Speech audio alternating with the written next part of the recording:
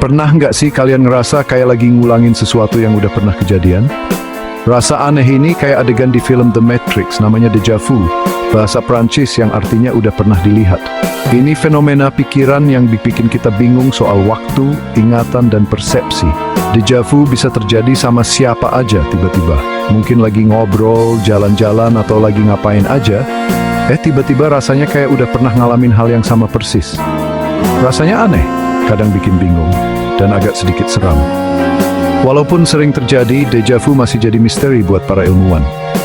Meskipun belum ketemu jawaban pastinya, para peneliti punya beberapa teori nih. Yuk, kita bahas beberapa penjelasan ilmiah tentang déjà vu. Kita lihat hubungan antara aktivitas otak, ingatan, dan persepsi. Salah satu teori tentang déjà vu itu tentang cara kerja ingatan kita. Otak kita, jaringan rumit dari neuron dan sinaps, bertugas nyimpan dan ngambil lagi pengalaman kita. Tapi kayak sistem rumit lainnya, otak juga bisa salah. Bayangin sistem ingatan otak kayak perpustakaan gede, dengan rak-rak buku yang isinya ingatan kita. Kadang buku bisa salah tempat, masuk ke bagian yang salah. Nah, menurut teori ini, déjà vu bisa terjadi ketika otak salah masukin pengalaman baru ke tempat ingatan lama. Kesalahan ini bikin kita ngerasa kayak udah pernah ngalamin, padahal baru pertama kali.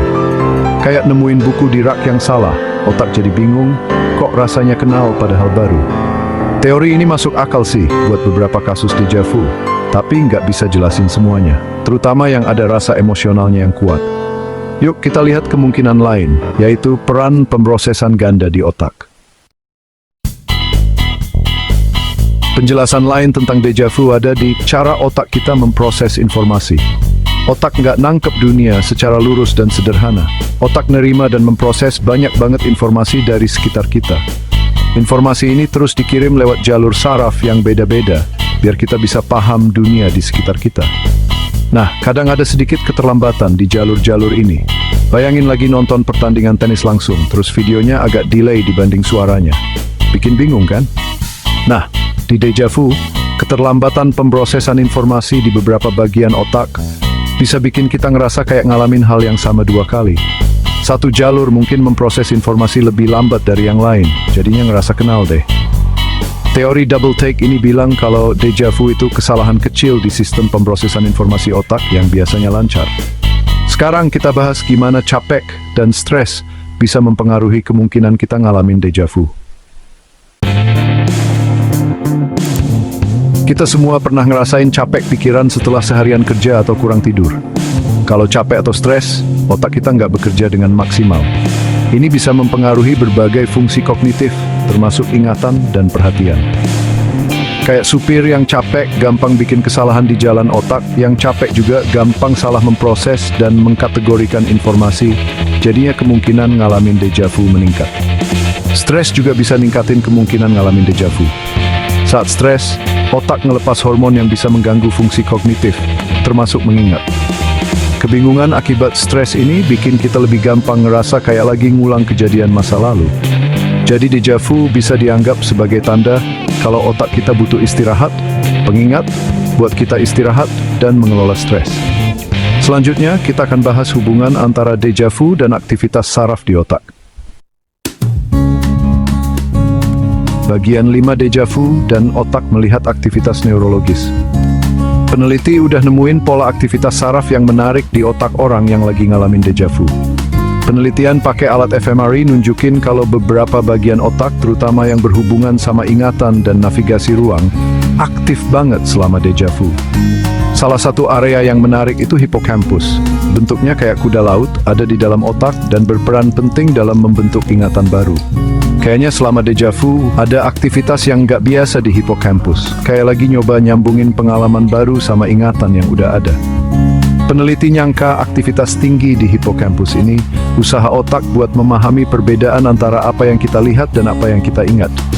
Kayak lagi nyoba masukin pasak persegi ke lubang bulat, jadinya timbul rasa kenal yang membingungkan. Sekarang kita bahas hubungan antara déjà vu dan mimpi.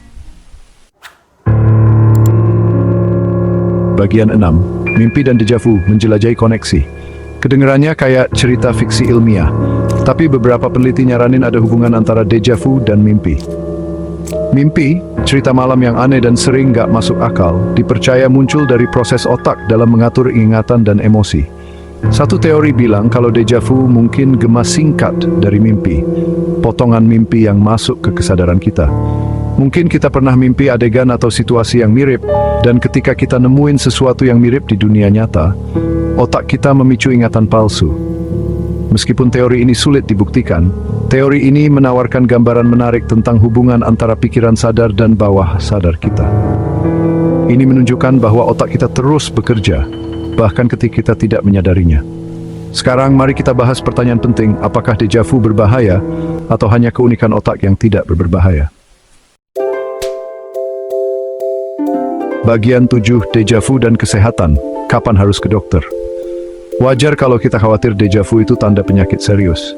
Kabar baiknya, buat kebanyakan orang, deja vu itu nggak berbahaya dan cuma sementara. Ini hal yang umum, sekitar 2/3 orang pernah ngalaminya setidaknya sekali.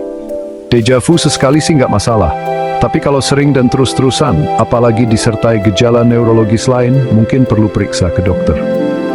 Kalau kamu sering ngalamin deja vu, atau disertai sakit kepala, bingung, atau masalah ingatan, penting untuk konsultasi ke dokter untuk memastikan tidak ada penyakit lain. Dalam kasus ini, deja vu bisa jadi gejala kondisi neurologis, seperti epilepsi atau aura migrain. Tapi ingat ya, kasus ini jarang, dan kebanyakan orang yang ngalamin deja vu nggak perlu khawatir.